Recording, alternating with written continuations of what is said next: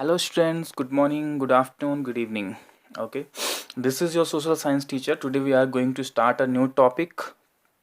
Chapter name is power sharing, and the new topic is forms of power sharing. Okay, from civics.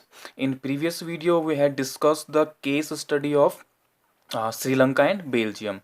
Then next videos we had discussed the majoritarianism in Sri Lanka and accommodation of Belgium model. Okay, through these two videos we had discussed the concept of power sharing and the concept of diversity through these two videos. Okay, the next video, and actually those two videos we had discussed the how Sri Lanka not adopted this concept of power sharing, not shared its power with its other bodies, other social groups, and what was the result you had studied.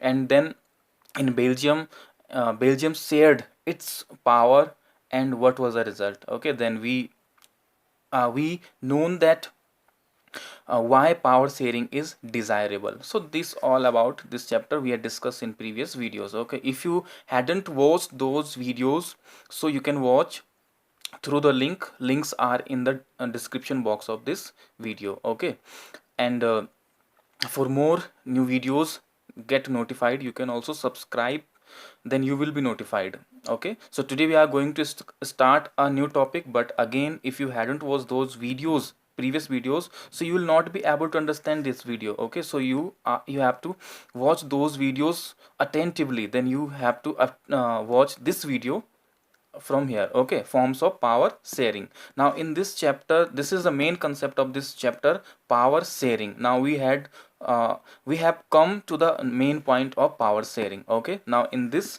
we will understand the power sharing. Okay, so forms of power sharing, and this question, this is the 5 marks question, complete 5 marks question. Okay, ये आपके पास जो board है उसमें 5 marks का ये question है. इसमें हम पढ़ने वाले हैं पावर शेयरिंग, तो इसको आपने अच्छे से देखना है. एंड लिसन फ्रॉम नाइन्थ आपने इसको इस तरह से किया ही है. तो आपको ये मैं बता दूं कि आपको जो एग्ज़ाम में, बोर्ड एग्ज़ाम या जहाँ पर भी आपको आंसर करने हैं, तो आपको बिल्कुल पैराग्राफ फॉर्म में आंसर्स नहीं लिखने हैं. इसी तरह से जिस तरह से ये बना हुआ है, हर क्वेश्चंस को आपने जिस तरह से हेडिंग्स के अकॉर्डिंग इसको आपने अटेम्प्ट करना है, जो आपको बताया भी गया है. स्टार्टिंग ये सारी हेडिंग्स हैं, ये आपको अच्छे से समझनी है. और जो 2 हेडिंग्स हैं, लास्ट में आपका कंक्लूजन और स्टार्टिंग में आपका इंट्रोडक्शन वो आ जाता है. ये आपका इंट्रोडक्शन यहाँ से आ जाता है और conclusion. Okay, so start. First of all, changing notion regarding power sharing over of a period time emergence of democracy. इस तरह से जब जैसे हम देखा श्रीलंका में ये चीज़ें होती गई, बेल्जियम में भी इस तरह से चलती रही चीज़ें, धीरे धीरे लोगों को अवेयरनेस आती गई, रिजल्ट्स जो उन्होंने देखे उससे अवेयरनेस आए, तो वहाँ पर धीरे धीरे हर जगह पे डेमोक्रेसी एमरजेंस होने लगी.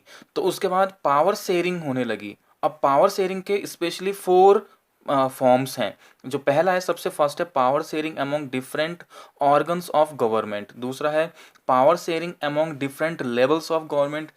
And third, power sharing among different social groups. And power sharing among different political parties, pressure groups and movements. Okay, so through this video I will discuss each form, every form in very detail. Okay, first we start from your power sharing among different organ of government. आपके पास question भी ऐसे आएगा, just define the forms of power sharing, और इसी तरह से कोई भी क्वेश्चन हो आपने इसी तरह से इनको 1 2 3 4 पॉइंट्स में इसको लिखना है. इसके अंदर आपको सब पॉइंट्स बना सकते हैं इस तरह से, लेकिन ये हेडिंग्स में ही आपको कई बार बता दिया, हेडिंग्स में ही करना है सारे. बिना हेडिंग के बिल्कुल भी कोई भी क्वेश्चन आपने अटैम्प्ट नहीं करना है, पैराग्राफ फॉर्म में नहीं करना है डायरेक्टली. ओके, तो ये है power sharing among different organs of government. ये है पावर शेयर जब की जाती है गवर्नमेंट के अलग अलग डिफरेंट ऑर्गन्स में. ओके, यही इसकी हेडिंग आएगी. इसको हॉरिजॉन्टल डिस्ट्रीब्यूशन ऑफ पावर भी बोला जाता है. हॉरिजॉन्टल, हॉरिजॉन्टल आप जानते हैं, इस तरह से हॉरिजॉन्टल डिस्ट्रीब्यूशन बोला जाता है, बिकॉज इसमें आपको पता है कि ये हॉरिजॉन्टली पावर को डिवाइड किया जाता है एक ही लेवल पे. ओके, किस तरह से? Legislature, executive, judiciary. लेजिस्लेचर आपको पता है, it's a law making body. Executive जो उन लॉज को इम्प्लीमेंट करवाती है जुडिशरी, क्या है जो कोर्ट का जो सिस्टम है, यानी कि उन इम्प्लीमेंट हो रहा है कि नहीं हो रहा है, ये इसको चेक करना जुडिशरी का काम है। इसीलिए इसमें लिखा हुआ भी है system of checks and balances in developed. अब यहाँ पर इसको पावर को एक व्यक्ति के पास, किसी एक ग्रुप के पास सेंट्रलाइज नहीं किया गया, इसको पावर को डिसेंट्रलाइज कर दिया गया है यहाँ पर। ओके, पावर को डिसेंट्रलाइज कर दिया गया है, एक ही लेवल पे इसको इस तरह से हॉरिजॉन्टली क्या कर दिया गया है, डिवाइड कर दिया गया है। लेजिस्लेचर अलग है, एग्जीक्यूटिव अलग है, जुडिशरी अलग है। लेजिस्लेचर आपको पता है, एग्जीक्यूटिव में हमारे जो पुलिस प्रशासन, जो हमारे मिनिस्टर्स, प्राइम मिनिस्टर, ये सारे एग्जीक्यूटिव में आते हैं, जो क्या करते हैं, उन लॉज को एग्जीक्यूट करवाते हैं। ओके, तो ये इस तरह से पावर अब एक के पास नहीं है, सबको अलग अलग बांट दी गई है। इससे क्या होता है, system of checks and balance is developed. इसमें चेक और बैलेंस कैसे, अब इसमें जो लॉज बनाए गए हैं, एग्जीक्यूटिव उनको इम्प्लीमेंट करवा रही है। अगर यहाँ कोई प्रॉब्लम आती है, अगर ये अपनी पावर का गलत इस्तेमाल, यानी कि लिमिट से बाहर अपनी पावर को इस्तेमाल करने की कोशिश करते हैं, तो इन पे जो चेक्स है या बैलेंस, चेक्स कौन लगाएगा, judiciary. Even prime minister, president, कोई भी हो, जुडिशरी के आगे अगर इनकी अपनी पावर को अनलिमिटेडली यूज करते हैं, तो जुडिशरी को पूरा राइट, इसको फ्रीडम दिया गया है, पूरी फ्री रखा गया है कि ये क्या कर सकती है, इन पे कंट्रोल रख सकती है, इन पे ये कंट्रोल रख सकती है। यही है चेक्स एंड बैलेंस, इस तरह से। और ये क्या है, एक लेवल पे है। ओके, ये देखो सेंट्रल लेवल पे भी है ये हॉरिजॉन्टल डिस्ट्रीब्यूशन, फिर नीचे के लेवल पे भी, लेकिन ये क्या है, ये इस तरह से डिस्ट्रीब्यूट किया गया है, यानी कि इसको हॉरिजॉन्टल किया गया है। अगला जो है वो है power sharing among different levels of government. ये क्या था, डिफरेंट ऑर्गन्स, ये याद रखना, ये वर्ड इंपॉर्टेंट है। डिफरेंट ऑर्गन ये है डिफरेंट लेवल्स ऑफ गवर्नमेंट। इसको वर्टिकल डिस्ट्रीब्यूशन ऑफ पावर भी कहा जाता है, इसको बोला जाता है हॉरिजॉन्टल डिस्ट्रीब्यूशन ऑफ पावर, और ये है वर्टिकल डिस्ट्रीब्यूशन ऑफ पावर। ये क्या है, डिफरेंट लेवल्स में है। अभी तो ये बिल्कुल एक ही लेवल में था, लेकिन अब पावर को दूसरा जो इसका फॉर्म है, उसको अलग अलग लेवल पे कर दिया गया है। इसमें क्या है, सबसे ऊपर का जो लेवल है central level, state government and local government, and central government, state government, local government. Central government जो पूरे कंट्री को, कि एक गवर्नमेंट जो सेंट्रल लेवल पे वर्क करती है। फिर स्टेट गवर्नमेंट को, इसमें जो अलग अलग स्टेट की अपनी अपनी गवर्नमेंट होती है। फिर लोकल गवर्नमेंट है, इसमें क्या कर दिया गया है, सेंट्रल गवर्नमेंट से थोड़ी सी पावर लेकर के इधर नीचे डिस्ट्रीब्यूट कर दी स्टेट गवर्नमेंट, यहाँ से फिर थोड़ी सी और लेकर के यहाँ तीसरे फॉर्म में इसको क्या कर दिया, डिवाइड कर दिया यहाँ पर लोकल गवर्नमेंट। अब जो इसमें क्या है, सेंट्रल गवर्नमेंट है, लेकिन ये इन पे डिपेंड नहीं है कि स्टेट गवर्नमेंट सेंट्रल पे डिपेंड हो, लोकल स्टेट पे डिपेंड हो, इस तरह से नहीं है।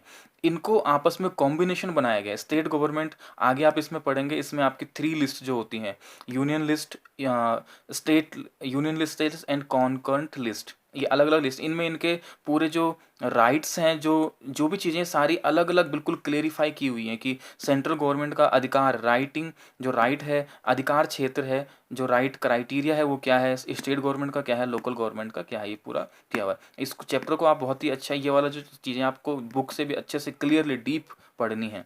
ओके, तो इसको अलग अलग लेवल पे कर दिया गया है डिस्ट्रीब्यूशन। इसको बोला जाता है फेडरल डिवीजन ऑफ पावर। इसका दूसरा, इसको फेडरल डिवीजन ऑफ पावर कहा जाता है। ये फेडरल आप पढ़ने वाले हो, नेक्स्ट चैप्टर इसी पे है, फेडरलिज्म। ओके, इसमें आप क्या पढ़ेंगे, नेक्स्ट में फेडरलिज्म आप पढ़ने वाले हो। उसमें क्या है, व्हाट इज फेडरलिज्म, शॉर्टली बता देता हूँ। Federalism when power distributed in the different levels, जब पावर को क्या किया जाता है, डिवाइड किया जाता है या डिस्ट्रीब्यूट किया जाता है इन द डिफरेंट लेवल्स, तो उसको फेडरलिज्म कहा जाता है। ओके, तो वो आप पूरा चैप्टर है, उसमें हम डिस्कस करेंगे। इसके बाद अगला है power sharing among different social groups. ये तीसरा फॉर्म है, इसमें क्या कर दी गई है, पावर को अलग अलग सोशल ग्रुप्स में इसको डिस्ट्रीब्यूट कर दिया गया है। Sharing power between various religious and linguistic groups, इसमें पावर को अलग अलग रिलीजियस एंड लिंग्विस्टिक ग्रुप्स में से क्या कर दिया गया, बांट दिया गया है। अब आपने देखा होगा कि अलग अलग जो ग्रुप्स होते हैं, रिलीजियस ग्रुप्स होते हैं बने हुए ना, तो इनको भी क्या, जैसे रिलीजियस कोई धार्मिक, आप देखोगे कभी गवर्नमेंट किसी धर्म से रिलेटेड कोई चीज़ करनी होती है, तो उनके जो पुरोहित होते हैं, बड़े बड़े धर्म गुरु, काजी, हिंदू मुस्लिम जितने भी ग्रुप्स हैं, इनके अपने अपने संगठन आप समझ सकते हो वो होते हैं। तो कोई उनके उसमें कोई चीज़ अगर करनी होती है, तो उनसे कंसल्ट करने के लिए उनको बुलाया जाता है, यानी कि उनको भी पावर दी गई है, रिलीजियस इनमें भी पावर दी गई है। इसका अगला एग्जाम्पल है रिजर्व्ड कॉन्स्टिट्यूंसीज। इसका एक एग्जाम्पल है, आपको पता है कि हमारे या किसी भी कंट्री में जो है, क्या है, पहले इसको देख लेते हैं, reserved constituencies in state assemblies and parliament of our country. इनको पावर दी गई स्टेट असेंबली में भी और parliament of our country, reserved constitution. इसका एग्जांपल है जैसे SC ST OBC, कुछ क्षेत्र ऐसे हैं जिनको रिजर्व कर दिया गया, घोषित कर दिया गया, जैसे OBC अदर बैकवर्ड क्लास। आपको पता है कोई पूरे एरिया को OBC घोषित कर जाता है अदर बैकवर्ड क्लास, क्यों किया जाता है कि ये वो लोग हैं जो कुछ शेड्यूल्ड ट्राइब हैं, कुछ ऐसी ट्राइब्स हैं जो पहले से पिछड़ के रह गई, और जिस कारण वो आज जो हमारा जो मॉडर्न जो टाइम चल रहा है उसके साथ में नहीं चल पा रही हैं, तो उनको कुछ रिजर्वेशन दिया जाता है ताकि वो जो आगे जो इस समय चल रहे हैं जो उन लोगों के साथ मिल के चल सकें, तो उनको कुछ रिजर्वेशंस दी जाते हैं, कुछ छूट दी जाती है, दैट इज रिजर्व कॉन्स्टिट्यूशन, उनको रखा जाता है। Community government is a good example of this. याद रखना, डिफरेंट सोशल ग्रुप्स को जो पावर शेयरिंग है इसका अच्छा एग्जाम्पल है कम्युनिटी गवर्नमेंट। कहाँ पर थी ये? In Belgium. ओके, तो ये इंडिया में नहीं है। ओके, बेल्जियम में इसको कम्युनिटी गवर्नमेंट को किया गया था। ओके, लास्ट पॉइंट है power sharing among different political groups, pressure groups and movements. इसमें पावर को अलग अलग अलग अलग पॉलिटिकल पार्टीज, प्रेशर ग्रुप्स में और मूवमेंट्स में इसमें डिवाइड कर दिया। कैसे कर दिएगा? Represent different ideologies and social groups. आपको पता है कि जितने भी सोशल ग्रुप्स होते हैं और या पॉलिटिकल पार्टीज होती हैं, इनकी अपनी अपनी आइडियोलॉजी होती है। जैसे BJP है, कांग्रेस है, कोई भी पार्टी, इनकी अपनी अपनी आइडियोलॉजी होती है। अभी जो पार्टीज होती हैं ये क्या करती हैं? पार्टीज एक कभी कभी पूरी तरह से गवर्नमेंट नहीं बन पाती है, तो ये जो पार्टीज हैं ये अलायंस फॉर्म में अपनी पार्टी को बनाते हैं। अलायंस फॉर्म का मतलब होता है कि जब इलेक्शन से पहले कुछ 2-3 पार्टीज इलेक्शन गवर्नमेंट बनाने के लिए एक साथ हो जाती हैं, एक साथ मिल जाती हैं, जैसे NDA है, इस तरह के कई गवर्नमेंट हैं, उसको अलायंस कहा जाता है इलेक्शन से पहले। ओके, और उसके बाद अगर एक और वर्ड आता है कोलिशन गवर्नमेंट। कोलिशन गवर्नमेंट का मतलब आपको पता है, कोलिशन गवर्नमेंट जब कोई एक पार्टी पूर्ण मेजोरिटी में नहीं आ पाती है, तो उसके बाद उनको क्या करना होता है? मेजोरिटी के लिए उनको कोलिजन करना होता है। कैसे? जैसे सपोज हम सेंट्रल गवर्नमेंट की बात करें, हमारे MPs जो हैं, कोई भी अगर एक पार्टी है, हम आपको पता है कि हमारी पूरी कंट्री में 545 लोग सीट्स हैं, MP सीट्स हैं। इनमें से अगर किसी भी एक पार्टी को गवर्नमेंट बनाना है तो उसको 272 MPs होने चाहिए, तब जाके वो मेजोरिटी में आ सकती है। ऐसी कंडीशन अगर नहीं होती है तो कभी कभी कोलिजन गवर्नमेंट बनती है। जैसे BJP को बनाना है, BJP के 272 में से 250 आए हैं, और 250 आने के बाद उसको 60-70 यानी कि 22 और सपोर्ट चाहिए और पार्टीज का या उनका, तो उसको किसी और पार्टीज के थ्रू 22 और उसे सपोर्ट मिलने के बाद वो क्या बनेगी? कोलिजन गवर्नमेंट बनेगी, मेजोरिटी गवर्नमेंट नहीं बनेगी, दैट इज कोलिजन। अलायंस क्या है? जब कुछ पार्टीज सपोर्ट लेती हैं इलेक्शन से पहले, दैट इज अलायंस, और जब गवर्नमेंट बनाने के लिए लेते हैं, दैट इज कोलिजन। ये क्वेश्चन आता है what is the difference between alliance and collision. Okay, इसके बाद है interest groups influence decision making. ये जो ग्रुप्स होते हैं, पॉलिटिकल पार्टीज होती हैं, जैसे अपोजिशन होती है या कोई भी पॉलिटिकल पार्टी, ये गवर्नमेंट पे क्या करते हैं? प्रेशर बनाते हैं। प्रेशर ग्रुप्स होते हैं। प्रेशर ग्रुप्स कौन से होते हैं? जैसे कुछ यूनियन बनी होती हैं, ट्रेड यूनियन है और एम्प्लॉयज़ यूनियन है, बैंक एम्प्लॉयज़ यूनियन है, इस तरह के लेबरर की यूनियंस हैं। तो ये क्या करते हैं कि इनके डिमांड्स अगर फुलफिल ना हो तो इनको ये अपनी यूनियन के थ्रू, अपने संगठन के थ्रू गवर्नमेंट को अपनी बातें पहुंचाते हैं। अगर ऐसा ना हो तो ये लोग स्ट्राइक करते हैं, किसी चीज़ करते हैं। इसलिए गवर्नमेंट को इनकी बातों को मानना होता है, समझना होता है, और काफ़ी हद तक इन चीज़ों को, डिमांड्स को, तो ये प्रेशर बनाते हैं। ओके, और इसलिए ये गवर्नमेंट के डिसीजन मेकिंग को इन्फ्लुएंस भी करते हैं, क्योंकि अगर ऐसा ना हो तो गवर्नमेंट को इनको बारे में, अगर लेबर के बारे में कोई चीज़ सोच के कोई चीज़ करनी है तो लेबर जो यूनियन है उसके से कंसल्ट करने के बाद कोई करना होगा, यानी कि डिसीजन मेकिंग में भी इन्फ्लुएंस करते हैं। तो ये थी इसमें 1 2 3 4 forms of power sharing. I hope आपको ये चैप्टर, ये कॉन्सेप्ट बिल्कुल क्लियर समझ में आ चुका होगा। अगर नहीं आया है, you can ask me by sending messages in below comment section. इसके कमेंट्स में आप मुझे पूछ सकते हैं, वहाँ पर आपको सारे आंसर्स मैं कर दूंगा। कोई भी कन्फ्यूजन हो आप यहाँ पर कर सकते हैं। ओके, एंड अगेन आपको अच्छे से समझना है और चैप्टर को डीप अंडरस्टैंड करना है। Okay, thank you.